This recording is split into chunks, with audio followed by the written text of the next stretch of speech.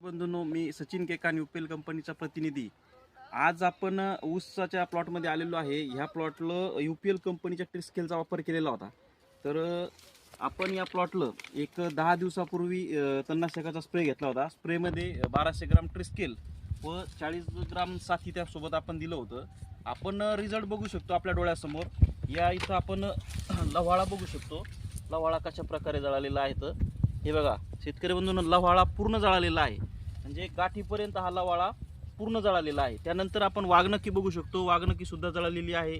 या इथं आपण जर बघितलं गोल पानाचं गवत होतं हे सुद्धा पूर्ण जळालेलं आहे. काँग्रेस बघू शकता, काँग्रेस सुद्धा पूर्ण जळालेलं आहे. या इथं आपण जर बघितलं तर हराळी होती, हराळी पण आपण बघू शकतो. हराळी सुद्धा पूर्ण जळालेली आहे. इकडे जर आपण प्लॉट बघितलं तर प्लॉटमध्ये पूर्ण तण जळालेलं आहे. तरी आपण आपल्या ऊस शेतीमध्ये तणनाशकाचा वापर करत असताना UPL कंपनीच्या ट्रिस्केलचा वापर करावा. धन्यवाद.